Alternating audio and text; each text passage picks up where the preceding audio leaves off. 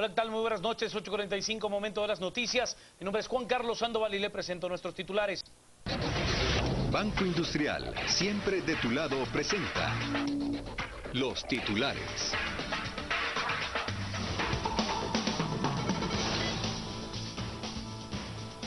Tres personas mueren en balacera en Colonia Caminal Juyú, zona 7. Se presumen que 2 fallecidos eran robacarros. Médicos del Hospital San Juan de Dios suspenden cirugías selectivas y advierten de cierre y consulta externa si las autoridades no trasladan fondos. 3 nuevas denuncias de familiares enfermos renales que supuestamente murieron por utilizar el tratamiento de droguería Pisa.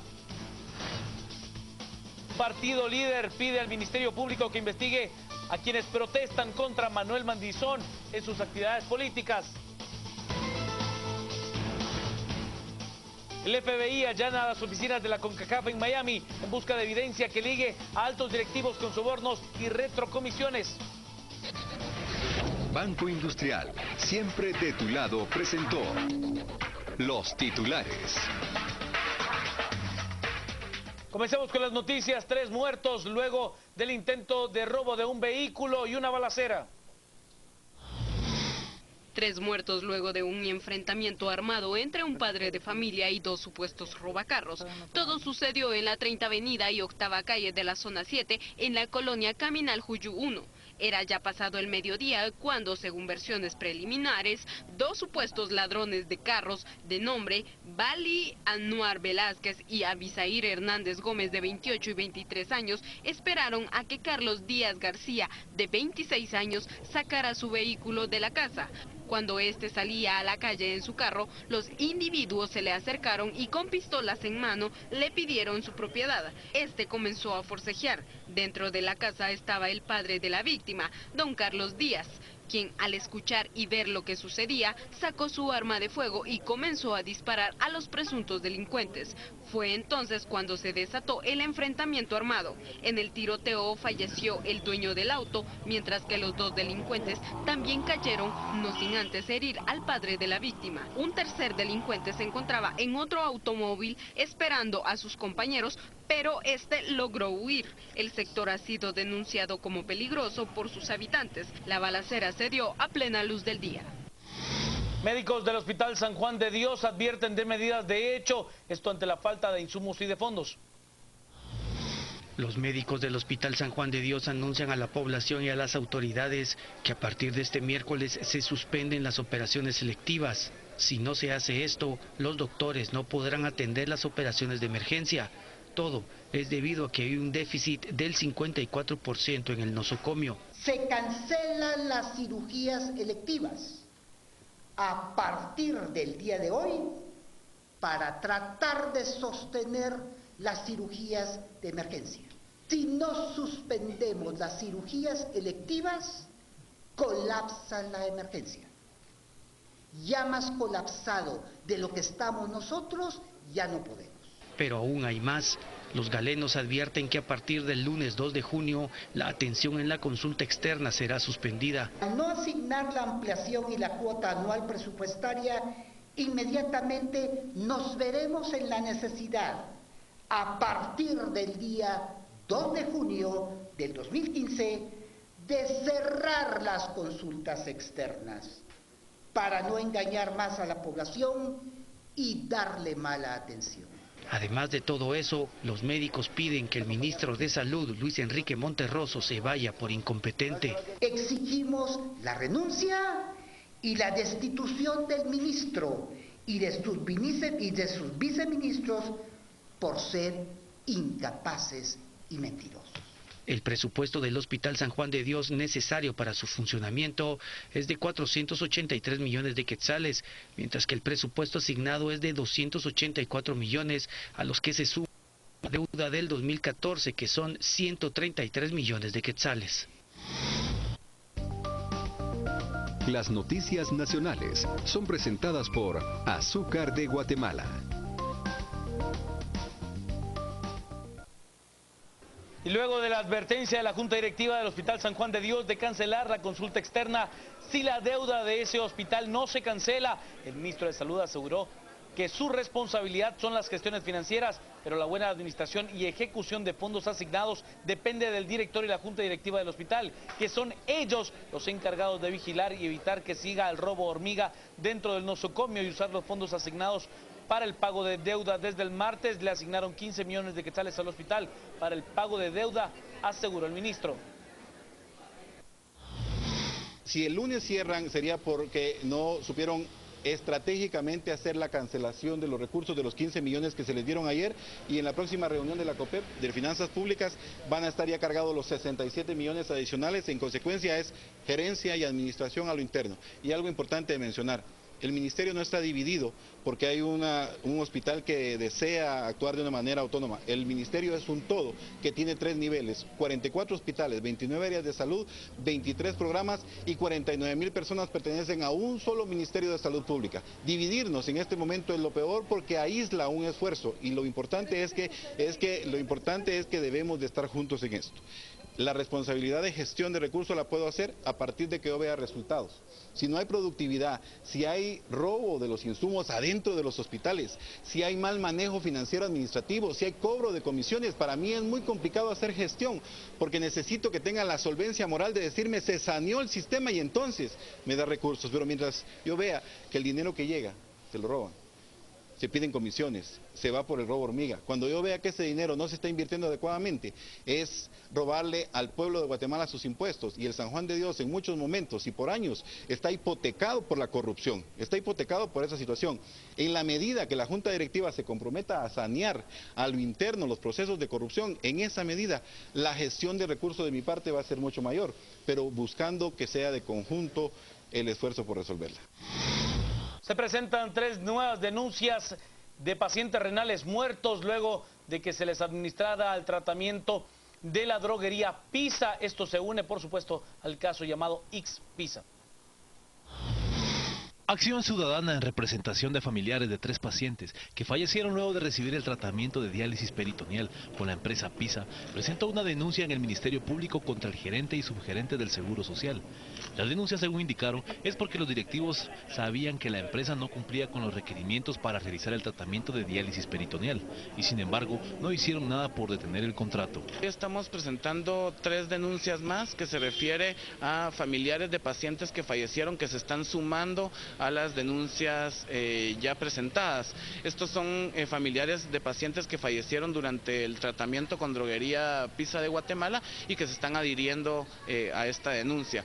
Sumado a esto, estamos pidiendo que se conexen todos los expedientes que puedan existir sobre pacientes renales, ya sea que hayan fallecido o que estén infectados, porque consideramos que es importante que esto se trate de una manera integral. Hasta el día de ayer tenemos una resolución de las personas que han sido ligadas a proceso por haber aprobado el contrato. Sin embargo, para nosotros y para los pacientes es importante que se siga la investigación respecto a las personas que eran encargadas de la ejecución del contrato y que hoy no están enfrentando cargos, y nos referimos específicamente al gerente del IX y a subgerentes del IX como el doctor Byron Arana, quienes tenían responsabilidad directa en la ejecución del contrato. Algunos medios de prueba presentados ante el Ministerio Público resaltan los testimonios de los familiares y las actas de defunción de los fallecidos. Estamos adjuntando fotografías de cómo se demuestra que Droguería Pisa de Guatemala no cumplía con los requisitos establecidos en las bases de licitación, los certificados de defunción de las personas que fallecieron, que se demuestra que es por una infección peritoneal. Además estamos adjuntando videos de la capacitación que Droguería Pisa daba a los pacientes, que consideramos que es insuficiente para la prestación del servicio y la cantidad de dinero que debía de pagársele por la prestación de este servicio, y estamos adjuntando los testimonios de los familiares que cuentan entonces el proceso desde que la persona acudió a Droguería Pisa de Guatemala y cómo esto terminó en la muerte de los pacientes. Las noticias nacionales fueron presentadas por Azúcar de Guatemala. Momento de la pausa, quédese que nosotros tenemos más noticias para usted al volver. Estamos a las 8:45.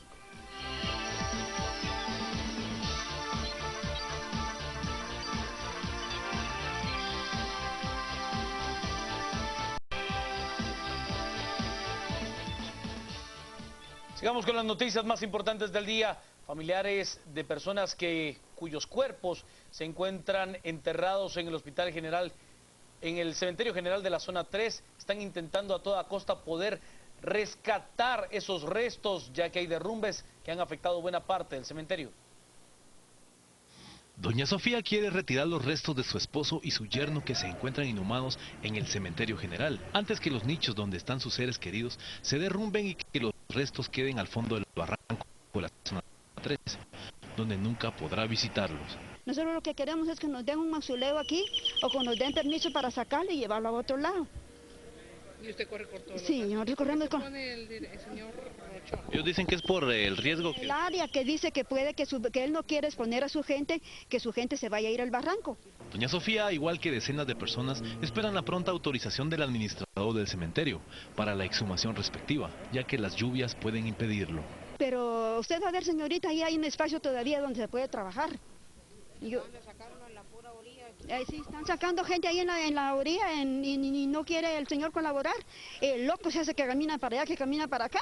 Nosotros somos seres humanos, señorita, que sentimos, tenemos corazón. Y él como que es una persona que tiene corazón de piedra. Del viernes último a la fecha, ¿sabe usted? Se han ido al fondo del barranco cerca de 18 mausoleos del Cementerio General de la Zona 3. El peligro persiste ya que cerca de 150 más están en riesgo, incluyendo el monumento al expresidente Miguel García Granados. Muchas familias no podrán retirar los restos de sus seres queridos por el riesgo latente del sector. La CONRED realiza una nueva evaluación a pesar de que desde el año 2010 se declaró área de riesgo.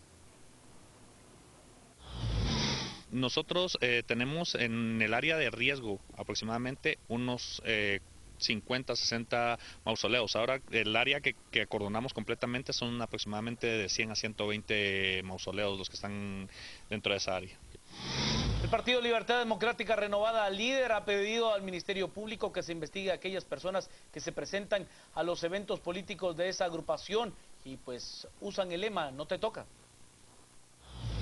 El diputado del partido líder Manuel Barquín pidió al Ministerio Público que investigue a las personas infiltradas en los actos de campaña electoral del partido y que protestan contra Manuel Valdizón para que sean capturadas por el delito de flagrancia. Esta denuncia buscar que el ente investigador llegue. Le vamos a estar pasando las programaciones de nuestras actividades mismas que aunque ya se han tomado por instrucciones del doctor Manuel Valdizón, que se desarrollen en lugares públicos pero cerrados. Estamos solicitando concretamente al Ministerio Público que con las programaciones ellos manden, que no se identifiquen, que no vean, que manden agentes, investigadores a los lugares para agarrarlos con flagrancia, con el apoyo de la Policía Nacional Civil. Barquín señaló al Partido de la Unidad Nacional de la Esperanza como los principales responsables de provocar a sus seguidores. A mí me da la corazonada que venga directamente de UNE, que tiene todas las características de la parte subversiva, porque obviamente es público y todos conocemos que un equipo que rodea y además la candidata estuvo involucrada en la guerrilla en tiempos de su tiempo, que no tiene nada de malo, pero que sí saben la táctica de hostigar dentro de ciertas y determinadas actividades.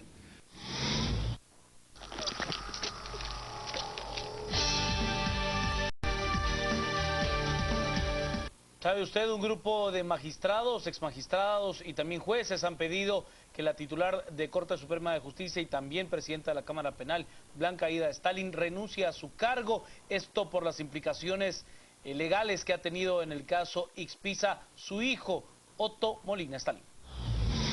Un grupo de jueces, magistrados y exmagistrados de la República de Guatemala exigen públicamente la renuncia y separación inmediata del cargo de la magistrada Blanca Aída Stalin Dávila, quien actualmente es la presidenta de la Cámara Penal de la Corte Suprema de Justicia. Los magistrados aseguran que es indispensable garantizar la transparencia y evitar cualquier interferencia directa o indirecta en los procesos penales que se gestionen en contra de las personas señaladas de actos de corrupción. En ese sentido, pedimos a Blanca Aída Stalin Dávila, como abogada, como compañera nuestra, que su deber es presentar su renuncia irrevocable al cargo de magistrada de la Corte Suprema de Justicia, porque su solo nombre ya lleva involucrado el que los jueces piensen primero qué vamos a hacer con el hijo de alguien, porque lo tenemos ahí. Queremos una carrera judicial que sea respetada. Queremos nosotros mismos, quienes ejercemos o ejercimos de alguna manera los cargos, devolverle a nuestro pueblo la confianza, una confianza por la que se ha estado luchando desde 1986-87. Los magistrados aseguran que el problema no se soluciona solo con la renuncia de un presidente o vicepresidenta, sino también se debe trabajar por fortalecer el sistema de justicia del país, y que es en el organismo de justicia donde debe iniciar la depuración. Es muy preocupante porque no basta con la renuncia de una vicepresidenta o de un presidente o la investigación que está iniciando la CICIG. Hace falta realmente fortalecer el organismo judicial, y creo que es muy importante que la población recapacite en esto, que es el organismo judicial el ente encargado de impartir justicia, y es ahí donde tenemos que empezar a hablar de depuración. Hasta aquí con las noticias. Por supuesto lo dejo con las entrevistas que esta noche están a cargo de Juan Luis Font y Gustavo Berganza. El debate a las 10 p.m. estará a cargo de Philip Chicola y Cristian Castillo. Continúe con nosotros en Noticieros de Canal Antigua.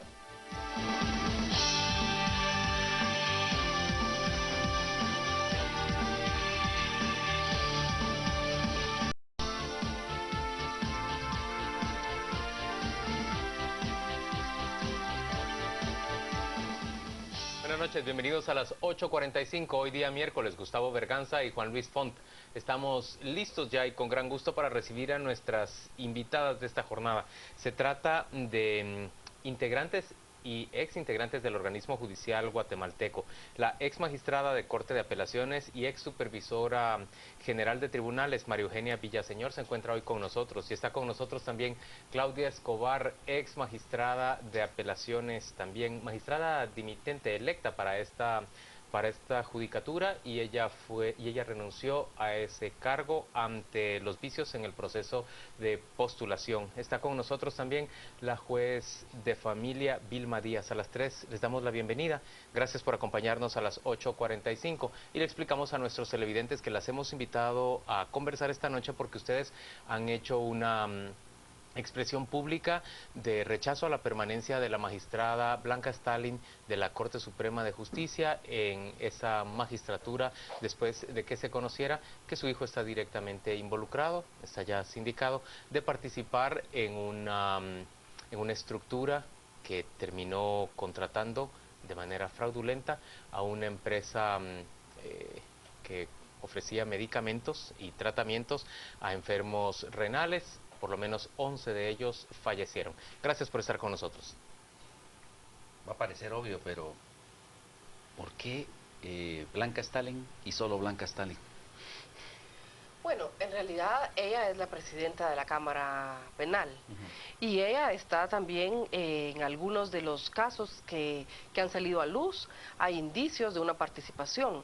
Entonces creo que es necesario que ella renuncie al cargo que ostenta para permitir que haya una investigación independiente en el organismo judicial. Licenciada Villaseñor, ¿por qué razón es insuficiente que la magistrada Stalin simplemente tome 1 o 2 meses de permiso, como ha anunciado, para retirarse de la Corte Suprema y volver luego? Recuérdese usted que el nombre de un magistrado de Corte Suprema de Justicia es muy importante y presiona a los jueces a resolver de alguna manera como ellos desearían que se resolviera. No es lo mismo que se esté juzgando a un ciudadano guatemalteco sin ninguna interferencia que a juzgar al hijo de un magistrado de Corte Suprema de Justicia, que lleva ya implícito el nombre del magistrado. En el caso de la ética de los jueces es mucho más fuerte que en el de cualquier empresa o el de cualquier institución. El juez tiene una ética a la cual debe responder, porque está al servicio del pueblo de Guatemala. Y lo importante de este pronunciamiento es que se rescata una mínima parte de lo que es la independencia judicial, el derecho de los jueces a juzgar sin presiones, sin amenazas, sin coacciones. Y sin temores a represalias en un futuro. Y sin temores a represalias en el futuro. Porque si un juez dicta una resolución contra X persona a la que el magistrado Corte Suprema de Justicia quiere proteger, entonces vienen las represalias, ¿no? Y que se pueden dar en el sistema de traslados, en temas disciplinarios, cuando el supervisor no maneja, el supervisor general de tribunales no maneja estos temas que se dan dentro del propio organismo judicial, entonces se da una persecución en contra de determinados jueces por algunos hechos. Ahora, pero bueno, iremos. El caso de ahora ha sido equiparado, sobre todo en redes sociales, con el caso del magistrado César Barrientos. El magistrado César Barrientos, que en paz descanse, tenía también un hijo que estaba implicado en un caso penal. Y sin embargo nunca hubo ningún tipo de cuestionamiento hacia él de manera pública como ustedes lo hacen. Sí hubo un cuestionamiento de manera pública contra el magistrado Barrientos y lo hizo el sindicato de trabajadores del organismo judicial. Le pidió la renuncia. E incluso le puedo decir que amigos personales de César hemos considerado, yo me considero amiga de César, que una de las equivocaciones más grandes que él cometió fue no haber renunciado en el momento en que se presentó el problema de su hijo. Buena parte de la presión en su contra habría terminado con esa renuncia. Con esa renuncia él podría haber tenido la libertad de poder defender a su hijo como él considerara pertinente. Pero como magistrado de la Corte Suprema de Justicia, de la Corte de Apelaciones o como un juez, se está en presencia de gente que usted conoce y que lo conoce a usted y que pudiera en un momento determinado sentirse presionado a resolver de determinada manera. Okay. Ahora, pero en el caso de Blanca Stalin también hay otros factores que entran en juego, ¿no? Es decir, por ejemplo, bueno, desde sus tiempos como defensor encargada de la defensa pública penal, se hablaba, por ejemplo, de un caso de un sindicalista que murió misteriosamente inmediatamente después de que se le ganó un caso a la Defensoría Pública Penal por aumento de salario.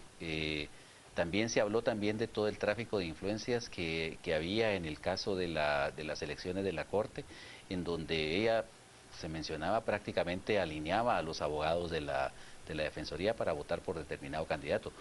¿Entra esto en juego también en las consideraciones de ustedes?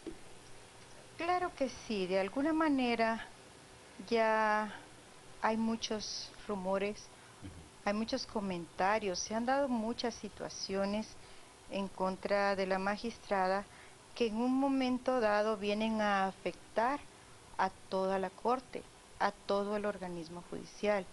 O sea, con esta acción lo que se trata es de rescatar la credibilidad en la justicia, porque si en un pueblo no se cree en la justicia, no se cree en sus jueces, simplemente no existe democracia. No va a haber ninguna situación que nos haga pensar que no estamos solo jugando a policías y ladrones, ¿verdad? O sea, ahorita lo agarramos, lo investigamos, lo llevamos y aquí no pasa nada. O sea, la población está manifestando ese sentir. Entonces, Vilma, usted es juez en este momento. Soy jueza de familia, sí. Y usted se encuentra pues en un departamento que es adyacente al de la ciudad de Guatemala. Claro que sí. ¿Usted podría correr también con represalias de parte de los actuales integrantes de la Corte Suprema de Justicia por participar en esta clase de expresiones o de manifestaciones? Y no lo digo sin conocimiento de causa. Claro. Hay por lo menos otras dos jueces, Patricia Gámez y Jenny Molina, que también han padecido, por ejemplo, traslados que ellas consideran injustificados como consecuencia de su protesta en contra del proceso de elección, de integración de las Cortes. Sí. ¿No le da a usted temor? Pues creo que es una situación normal y simplemente confío primero en Dios, que sé que Él me tiene donde quiere tenerme, me va a poner donde Él me quiere poner, y entonces no tengo yo nada, no existió conmigo la situación aquella de que estoy sujeta a evaluación, por ejemplo, en este momento. No ha existido, yo no he dado ningún motivo más que manifestarme en cuanto, en el caso en el mes de octubre, con la magistrada, pues fue una situación de, bueno, yo no estoy de acuerdo, no, yo tampoco. Entonces yo creo que debemos expresarlo. Entonces ahora sucede pues casi lo mismo, ¿verdad? Entonces debemos de manifestarnos y debemos salir en defensa de nuestro organismo, pues porque yo pertenezco a esto. Yo les decía a ellos, en cierta forma tenemos nosotros mucha legitimidad, considero yo, para alzar nuestra voz. Porque les ponía yo el ejemplo, en casa, por ejemplo, tenemos un problema con unos vecinos y entonces nosotros vamos a decir, tal vez papá y mamá no quieren hablar, pero uno de los hijos dice, bueno, yo voy a ir a hablar con estos vecinos y les voy a decir que la cosa no es así y alguien tiene que salir en defensa. Nosotros, organismo judicial, somos una familia y es como que somos un todo, entonces alguien tiene que manifestar y decir, algo está fallando acá. Y por una situación así no podemos estar todos en tela de duda. Ya lo miran a uno como juez o como magistrado, ya dudan de uno, ¿verdad? Solo por la profesión. Entonces, como que eso no está bien. Ahora, en términos políticos, Claudia, yo tengo la percepción de que el panorama político ha cambiado. Es decir, cuando se presentó este traslado arbitrario, por ejemplo, de Patricia Gámez, es decir, la Corte estaba como en una posición más fuerte. Luego vino toda la presión para la renovación de la CICIG, en la cual prácticamente la Corte, como integrante de esta comisión de reforma de la justicia, del sector justicia, tuvo que, le torcieron el brazo para aprobar la renovación de la CICIG. Posteriormente vemos que también a consecuencia de un periodicazo, la corte es puesta de una manera, se descubre su intención, por ejemplo, de querer pasar un antejuicio contra 3 magistrados del Tribunal Supremo Electoral. Y luego ya últimamente vemos, por ejemplo, que la Corte comienza a trastabillar, llamémoslo así, y le zafa la alfombra a Blanca Stalin. Sí, las condiciones aparentemente son más favorables ahora que las que teníamos hace 2 meses y medio, 3 meses. ¿Más favorables en cuanto a qué? Como para que se logre lo que ustedes están pidiendo. Bueno, yo creo que lo que nosotros estamos pidiendo en realidad es rescatar un poco la credibilidad de una institución que en un momento de crisis como la que está atravesando el país es el ente encargado de mantener el Estado de Derecho. O sea, vemos que hemos perdido toda credibilidad en un sistema político, hemos perdido la credibilidad en un sistema ejecutivo. ¿Qué nos queda? Nos queda el organismo judicial. Yo creo que es muy importante también para la población el que se den cuenta de que la renuncia del presidente no va a resolver un problema de fondo si no tenemos un organismo judicial que va a ser capaz de llevar a cabo todos los procesos judiciales como corresponde. Es el momento en realidad de fortalecer el gobierno de los jueces. Creo que estamos esperando, todos esperan que salga alguien que nos venga a dar la solución y en realidad lo que se tiene que hacer desde mi punto de vista es fortalecer el organismo judicial. Licenciada Villa, señor, pero las señales que nos ha enviado la actual Corte Suprema de Justicia no son precisamente las más positivas. Gustavo hablaba del cambio que hemos notado en las últimas semanas, pero hay que recordar que recién entronizados ellos en la Corte Suprema de Justicia, por ejemplo, dificultaron la permanencia de Claudia Escobar en el juzgado de Misco y de alguna manera facilitaron o estuvieron dispuestos a que ella se alejara de la judicatura. Y luego actuaron en contra de 2 jueces que habían participado en la protesta por los mecanismos de elección, enviándolas fuera del departamento de Guatemala o bastante más allá de su medio ambiente. No estamos precisamente frente a una corte que pareciera racional y sensata frente a estas señales políticas. La corte no tiene un manejo político de situación. Cuando nosotros tratamos de establecer cuántos asesores políticos tiene la Corte, no tiene ninguno. No tiene ningún asesor político. Durante la época en que fui supervisora general de tribunales, habían 3 politólogos. Uno en archivo de protocolos, uno en un tribunal de Chimaltenango yo tengo una maestría en políticas públicas en la supervisión, y de ahí no había nadie. La Corte Suprema de Justicia en todos los tiempos ha tenido una visión muy corta de sí misma. Desde el momento en que afirma que no es una corte política. Y la Corte Suprema de Justicia y el organismo judicial son entes políticos, porque están en la vida de los pueblos, del pueblo de Guatemala. Están creando políticas de derechos humanos, políticas de seguridad. Discuten, por ejemplo, si se crean o no tribunales agrarios. Discuten si se crean tribunales agrarios, a lo cual aparentemente no llegan a un acuerdo con la Corte anterior, ¿no? Y hay temas que no se tocan, temas que son tabús. Entonces, lo que pasa con esta Corte es que es una Corte muy, yo diría, con poca experiencia, ¿no? Y su poca experiencia... A pesar de que hay personas como, por ejemplo, Vladimir Aguilar, que tiene una gran trayectoria como teórico de derecho. Usted lo ha dicho, sí. Tenemos grandes teóricos, y eso no se lo voy a discutir. Tuvimos un gran teórico que nunca había llevado un juicio en un tribunal. Convertido en magistrado supremo. En magistrado de la Corte Suprema. Yo voy un día y le pregunto, mire señor magistrado, ¿me puede usted informar a qué se debe esto? Usted disculpe, yo firmé sin leer. Esas son realidades. Entonces, lo primero que tiene que hacer la Corte es asumir el rol político que le corresponde. Y en este caso, uno de los temas políticos que le corresponde a la Corte Suprema de Justicia es garantizar la independencia de los jueces. No podemos tener jueces que tengan miedo de que los vayan a sacar,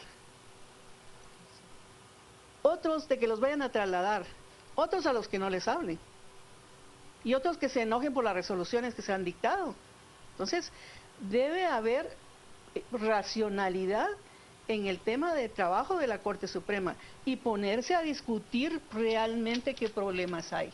Señores, la batalla al día de hoy tiene que ver con exigirle a la Corte Suprema de Justicia que separe a la magistrada Stalin para garantizar la independencia de los jueces, para que la resolución, en este caso, se dé en absoluta libertad. Pero hay una batalla que va más allá, y es la de fortalecer verdaderamente la carrera judicial. Reformar todo el organismo judicial. Usted, la depuración. Usted ha señalado algo y dice, bueno, que la Corte retire a X magistrado, ¿no? La Corte no puede retirar a X magistrado. Por eso es que aquí lo que se hace es conciencia en la magistrada Stalin para que ella sea quien presente su renuncia y contribuya con esto a la independencia judicial y a la transparencia de los actos, lo que va en beneficio personal de ella también. Ahora, pero en el caso de Blanca Stalin, bueno, no es precisamente una persona que sea fácil de convencer para que renuncie. Ya lo hemos visto, por ejemplo, con los problemas que tuvo en la defensa pública penal. ¿Qué perspectivas hay de que se logre algo con esta petición de ustedes? Yo creo que la primera perspectiva que se debe lograr es que Blanca comience a pensar sobre esto. Eso es lo primero. Ahora, no podemos predecir qué va a ocurrir más adelante en este país. No, está muy líquida la situación. No podemos ver, ¿no? Y usted se refería a los teóricos, sí, grandes teóricos, pero ¿dónde está la gente que se ha fajado desde el Poder Judicial, desde sus inicios? Es que es muy alegre llegar a la Corte Suprema de Justicia sin haber sufrido amenazas, sin haber sido discriminado. Sin tener carrera judicial. Sin tener carrera judicial. ¿Está permitido constitucionalmente.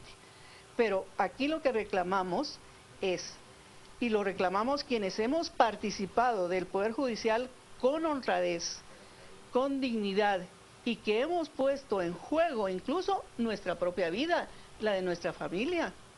Claudia, ¿hacia dónde va el proceso de fortalecimiento de la carrera judicial? ¿Qué debería estar ocurriendo en este momento?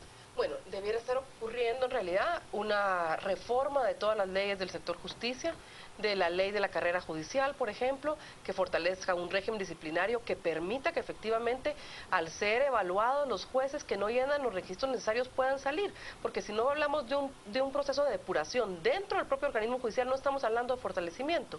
Entonces también debe de haber reformas que permitan que los jueces tengan una estabilidad laboral, porque el tema de las represalias hacia las jueces no es un tema aislado. Esta era prácticamente una política de la Corte de poner a los jueces afines, a los jueces que iban a responder el teléfono cuando recibieran una llamada, para que pudieran seguir instrucciones. Cuando hablamos de independencia judicial, no solo se está hablando de la independencia externa de los otros poderes del Estado, también puede haber falta de independencia interna, cuando un juez superior trata de incidir en la resolución de un juez inferior.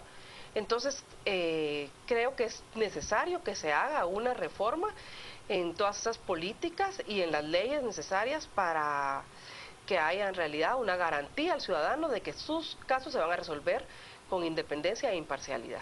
El gran problema, Vilma, de la carrera judicial es que se trunca cuando el magistrado, del brinco de la judicatura a la magistratura. Es decir, mientras esto sucede, ¿qué se puede hacer mientras no se pueda modificar el artículo constitucional que le otorga al Congreso la potestad de elegir a los magistrados de salas de apelaciones y de Corte Suprema de Justicia? ¿Qué podemos hacer para fortalecer la carrera judicial, aunque sea del lado de la judicatura? Básicamente, yo ahí sí que tendría que usar como punto de partida las modificaciones legales a la ley de la carrera judicial, básicamente, que haya que hacer.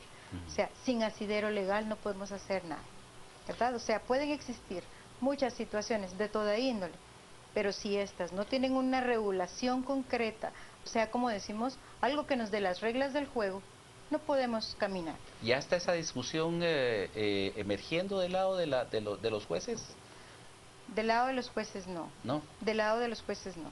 Se han hecho algunas actividades que están surgiendo del lado de los magistrados, del lado de algunas otras organizaciones, concretamente del lado de los jueces no. La Asociación de Jueces y Magistrados está haciendo algunas actividades, pero no son concretamente en este reforma. sentido. No.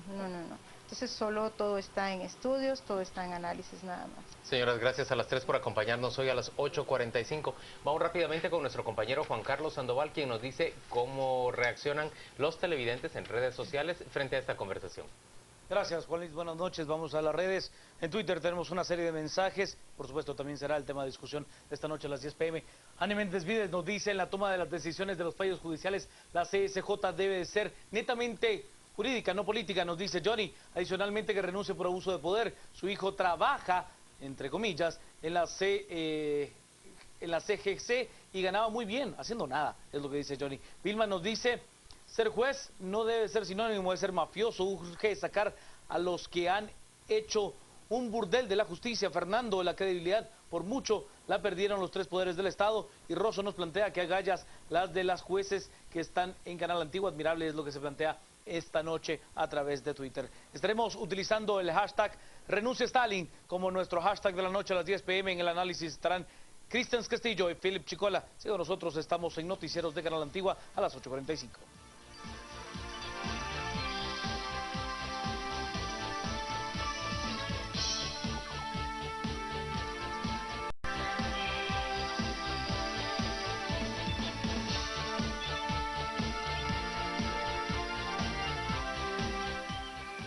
Así como en el organismo judicial, se retoma la discusión respecto de la necesidad de garantizar la independencia de jueces y magistrados.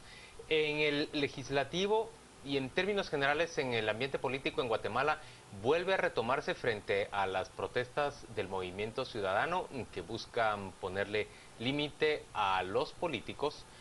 Se retoma la discusión de reformas a la ley electoral. Hoy hemos invitado a 2 expertos para hablar sobre ese tema. Roberto Alejos es diputado de la bancada Todos y es realmente el ponente de la iniciativa que ya fue, sobre la cual ya opinó la Corte de Constitucionalidad y que le da vía a una serie de reformas que podrían ser aprobadas en el Congreso de la República. Y está con nosotros también el analista en temas electorales, Edgar Pereira. A ambos, gracias por venir. Bienvenidos a las 8:45. Roberto, ¿qué es lo que hay ahorita en las reformas? ¿Qué los puntos claves? Así, breve. Bueno, brevemente, digamos que eran 60 artículos, de los cuales 7 la Corte dijo definitivamente no, que ese es un tema que hay que dejarlo. Es el hecho de que la presidencia sea rotativa, la Corte dijo que no. El aumento del Tribunal Supremo Electoral. Perdón, del Tribunal Supremo Electoral. el aumento al dinero que es a los $2 por voto, se estaba pidiendo más por voto para evitar el financiamiento privado versus el público. La Corte en ese tema también dijo que no, de manera que lo que hay es un fortalecimiento del Tribunal Supremo Electoral, pero no totalmente como el tribunal lo esperaba, sobre todo en materia coercitiva, en ese sentido. Hay cambios a lo que es el Congreso de la República, pero no tiene tampoco algunos temas como la votación unipersonal, no tiene tampoco el hecho de poder votar a través de comités cívicos y algunos temas de los que seguro mi compañero va a hablar que son insuficientes. Tiene el acceso a los medios de comunicación de manera garantizado para todos los partidos. Garantizado para todos los partidos, pagado por el Estado. Tiene alguna forma rara el acceso a las radios, que es un poco diferente y que sí deja fuera algunas radios en ese sentido. Pero no termina con el financiamiento privado en las campañas. No termina con el financiamiento. Digamos que ¿no determina techos específicos y mecanismos de vigilancia para que esos techos sean respetados apropiadamente? Distribuye cómo gastarse el dinero que el Estado le da a cada partido político por voto, que eso no lo tiene la ley actual, pero no es suficientemente fuerte en materia de fiscalización a los partidos políticos. ¿No existe obligación de dar periódicamente los reportes de los financistas ni de en qué se gastan el dinero? Sí, hay una obligación, pero digamos que el tribunal no tiene una metodología, ni la fuerza, ni el equipo para poder hacerlo.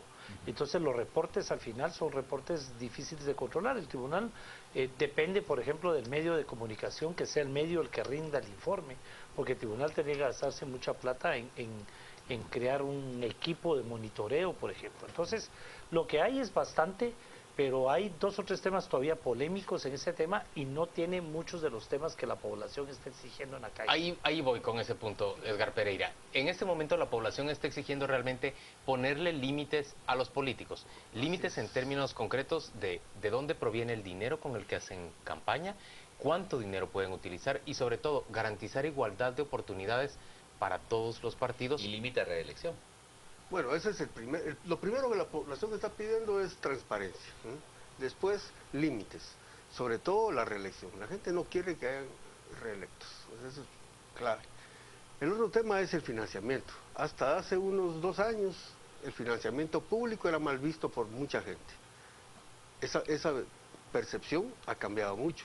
Ahora la gente quiere financiamiento público. Se da cuenta que siempre ha sido público el financiamiento porque se financia por vía privada y luego se les paga con fondos públicos a esos inversionistas. Claro, porque se les paga con un montón de contratos y todo. Entonces al erario público le sale más caro. Claro. Ahora, pero en el aspecto de por ejemplo, de la elección de diputados, ¿qué es lo que debería haber en una reforma electoral? Bueno, primero es fortalecer todo lo que tiene que ver con la democratización interna de los partidos. Que los partidos realmente sean, que los candidatos representen a sectores de la sociedad. Ahora lo que está pasando es el que tiene plata paga su derecho y él es el que se elige. Hay casos en los que no es así, pero hay muchísimos en los que es la gente que da la plata para ser candidato la que logra llegar a representar. Pero hay mucha mayor perversión que esa. Me refiero, por ejemplo, al hecho de que las propias bancadas al Congreso asignan fondos para ciertas obras públicas que ya están predeterminadas a dedo a qué empresa constructora se le van a otorgar, y esa empresa constructora saca parte de los fondos que le entrega el Estado para la construcción y se los da en efectivo a los partidos políticos.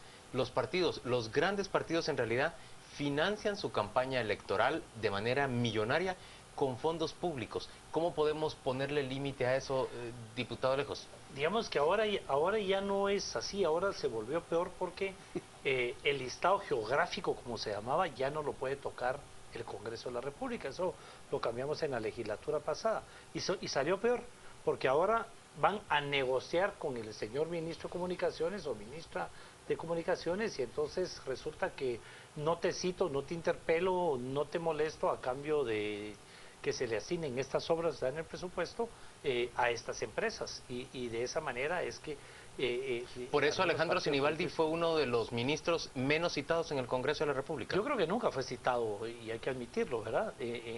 Incluso con líder, se sabe que tenía acuerdos de reparto de fondos en obra pública. Bueno, digamos que lo que sucede es que sabemos, creemos muchas cosas, y lo que está sucediendo ahorita es que estamos descubriendo que sí son verdad. Todo el mundo hablaba de posible corrupción en aduanas, y ahora que se ve que eso ya no era un rumor, que era un dimes y diretes, sino que ahora ahí están las pruebas directas de que sí había corrupción en el tema de la aduana, ahí es donde la población se molesta y empieza a protestar y a exigir que los cambios sean reales. Y el problema aquí está que cuando vemos quiénes estaban en la famosa línea, no hay políticos, sino que los partidos políticos pusieron a los que están ahí, ¿verdad? Y entonces ahí es donde los famosos grupos paralelos es lo que realmente tienen al Estado coactado. Están estos grupos paralelos insertos dentro de este sistema. Ahora, el problema con las reformas es que, bueno, hay muchísimas propuestas que compiten entre sí, y muchas de ellas realmente son una lista Santa Claus, ¿no?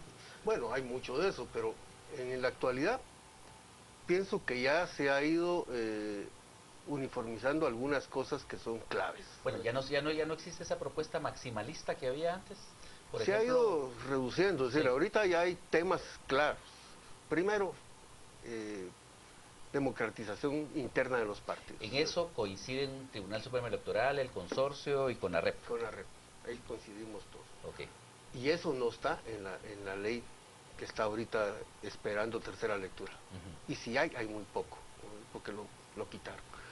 Después, el fortalecimiento del Tribunal Electoral. Ahí hay varias versiones. Pero, ¿fortalecimiento en qué sentido? En dos sentidos. En el sentido administrativo, de administrar el proceso, y en el sentido de tener capacidad de coerción y de castigo, ¿sí? Porque no la tiene. Entonces, claro, este tribunal ha ido buscando dentro de la ley algunas herramientas que se lo permitan, pero realmente es limitada su capacidad. Es un tribunal sumamente débil, sí. Porque aunque ese tribunal tiene toda la buena intención, no tiene las herramientas. Digamos, la IVE, la Contraloría de Cuentas, o sea, cuanto organismo encontremos en el país, debe estar al servicio del Tribunal Supremo Electoral para poder fiscalizar los. Pero si el tribunal le exigiera, por ejemplo, secreto bancario, a la IVE o a la Superintendencia de Bancos, que le ofreciera informe sobre la procedencia de fondos para pagar ciertos gastos de un partido político, ¿podría ese organismo, podría la superintendencia negarse a rendirle informe al Tribunal Supremo Electoral? Digamos que lo que sucede, lo que sucede con el Tribunal Supremo Electoral es que no es supremo de verdad. Y entonces cualquier solicitud del tribunal... Pero es que ni siquiera hacen la solicitud. Es que lo que tendríamos que estar exigiendo a los magistrados, que hagan las cosas. Hay que estar claros de que este tribunal hereda un comportamiento mediocre de los otros tribunales. Tramitador de elecciones. Tramitador de elecciones. Sin embargo, estos magistrados han hecho intentos realmente buenos por cambiar esa situación. Pero insuficientes. Pero todavía les falta, definitivamente falta. Ahí falta mucho por hacer. Pero también no se puede cambiar una institución de la noche a la mañana. Por ejemplo, todo lo que es fiscalización de partidos no existe realmente. Está la figura de la fiscalización, pero de hecho no se puede dar. Por ejemplo, yo no creo que hayan logrado medir cuánta plata se invirtió, por ejemplo, en el día de la proclamación del candidato rojo. ¿Del candidato Valdizón o del candidato Sinibaldi, sí, o de Sandra Torres o de cualquiera? Se gastó ahí? De ninguno. Va a ser. Entonces, sí, hace falta ahí, digamos, para darle razón, digamos, que el tribunal se atreva, porque todos y todas estamos convencidos de que ya se pasaron el techo. ¿Sí? Sí, y lo terrible del caso, por ejemplo, es que el último informe que está disponible sobre financiamiento, sobre gasto electoral, corresponde al primer semestre del año pasado. No han ni siquiera sido capaces de poner el informe hasta el 31 de diciembre del año pasado. Es decir, también es un problema del tribunal que no se pone las pilas. Es que hay cierta inercia en las instituciones, entonces romper esa inercia es difícil, y sobre todo cuando se llega de nuevo, porque ellos todos son nuevos ahí. No es tan sencillo asumir una magistratura y tampoco hay experiencia electoral. Exactamente, el único experto ahí es el Julio Solórzano, y los demás son nuevos en eso. Señores, ¿qué cambios en concreto deberíamos exigir los ciudadanos en esta reforma a ley electoral? Democratización, dice Edgar, pero ¿cómo garantizamos democratización? Yo le pongo un ejemplo y que el diputado Alejos no me vaya a reclamar, pero perfectamente, un secretario departamental o municipal puede convocar en un restaurante a deshoras a las 6:30 de la mañana, 7 de la mañana y nominarse a sí mismo con unos cuantos delegados eso es candidato a diputado. O sea, eso es cualquier cosa menos democrático. Claro, eso es lo que hay que normal. Digamos que ahí hay una debilidad enorme del Tribunal Supremo Electoral en materia de cómo el secretario departamental, gozando de su independencia democrática, puede convocar cuando él quiera. Y el Tribunal Supremo Electoral, su delegado, que está presupuestado y que no lo pueden quitar por eso, y que no lo han logrado rotar por lo menos porque no tienen experiencia de buscarles otra posición, ese delegado del tribunal se presta a una serie de temas que no son los adecuados para ese tema.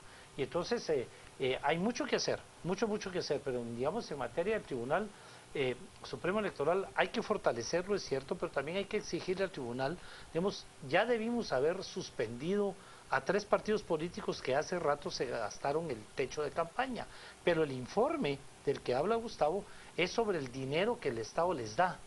Lo que es la campaña anticipada no la fiscaliza nadie, ¿verdad? Porque no debería de existir. Y como las multas son tan pequeñas, entonces hay mucha campaña anticipada, pero sobre eso no hay ninguna fiscalización. Ahora, sobre la campaña anticipada. Tampoco está normado. Pues, no está normado, ni hay obligación de rendir pero no informe. se dice ni de qué manera se va a evitar eso, ni nada. Hablemos del tema de la reelección y el tema del transfugismo, bueno, que son dos temas. El transfugismo es un tema álgido para los partidos políticos, pero tu partido tu bancada es fruto de precisamente el transfugismo. No es nueva, es un movimiento nuevo. ¿Cómo hacemos para evitar esas emigraciones masivas? 2 formas. Primero, yo siempre he hablado de una reforma política, que es la ley electoral y de partidos políticos, la ley de régimen interior del Congreso y la ley de servicio civil, y por supuesto una nueva forma de comprar y contratar en este país. Sin esas 4 leyes no podemos pasar a una reforma constitucional. Y entonces, por ejemplo, la no reelección es constitucional. Sí. Todo lo que tenemos que buscar es cómo los diputados pueden ser electos. Nosotros habíamos propuesto partidos políticos departamentales, ¿verdad? O regionales. O regionales. Pero el departamental, para poder proponer candidato a diputado en ese departamento sin pertenecer a un partido grandote a nivel nacional, pero nos lo rechazaron los que tenían mayoría en el Congreso y lo quitaron al llegar a jefes de bloque, porque para poder cambiarlo, para que sea un comité cívico, habría que irse también a la Constitución. Señores, la forma de votar, por persona y no por grupo. ¿Cómo rompemos con esa vinculación entre grandes proveedores de recursos sucios, en realidad, vía negocios del Estado, como venta de medicamentos sobrevalorados, como fondos provenientes del contrabando en aduanas, como por ejemplo fondos de obra pública que también está sobrevalorada? ¿Cómo evitamos que esos fondos lleguen a la campaña electoral y terminen financiando una campaña y dándole siempre ventaja a unos grupos más fuertes en una legislatura que a otros? Muy sencillo, regulando el control de las campañas. Primero, el techo de campaña y una buena fiscalización de que se cumpla con ese techo de campaña. Esa es una. Y origen de fondos. Origen de fondos. ¿Y cero financiamiento privado? Exactamente. Cero. El financiamiento público a través del Tribunal Electoral, que asigna cuotas, por ejemplo, para las campañas electorales. Sí. El pago de los tiempos de la pauta en los medios. Se le pagan los fiscales de mesa, que debería ser por mística. Pero digamos, cero financiamiento privado es esencial, porque entonces es más fácil controlar el tema. Y una forma de fiscalizar el origen de los fondos exageradamente fuerte, pero con castigo, que es lo que no hay ahorita. Suspensión de partido en caso de que se dé. Pero no solo de partido, sino que también obligar que los candidatos tengan control sobre sus recursos. Inhabilitar a los candidatos. Señores, gracias a ambos por acompañarnos a las 8:45. Vamos con nuestro compañero Juan Carlos Sandoval, quien nos dice qué comentan los televidentes sobre esta discusión. Gracias, Juan Luis. Nos vamos a las redes, tenemos muchos mensajes. Nos plantea Winston: deben de suprimir el Estado Nacional y reducir el número de diputados. También nos dice Sergio, el TSE perdió credibilidad con su temporada mediática. La ley como está no se cumple, el sistema no sirve. Hans nos plantea reformas que no protejan a los políticos, reformas que de verdad los castiguen. Jerry, importante es la no reelección o la reelección solo por 2 periodos, que tengan horario laboral y sanciones por inasistencia. Y Luis Enrique nos plantea, no deberíamos de exigir a los medios de comunicación transparencia con los fondos de los partidos políticos y de gobierno, es lo que plantean como cuestionamiento para Juan Luis y para Gustavo, y no más reelección de diputados que han convertido en mercaderes de la política. Son parte de los mensajes que tenemos esta noche a través de la red social Twitter. Allí estaremos utilizando esta noche el hashtag Renuncia Stalin sobre esta solicitud que han hecho un grupo de jueces, magistrados y exmagistrados de que la magistrada de Corte Suprema de Justicia, Blanca Ida Stalin, renuncie a su cargo para que su hijo pueda ser investigado sin ningún tipo de presiones de carácter judicial. Renuncia Stalin, nuestro hashtag de la noche. Philip Chicola y Cristian Castillo en el debate. Regresamos ya a ese debate a las 10 p.m.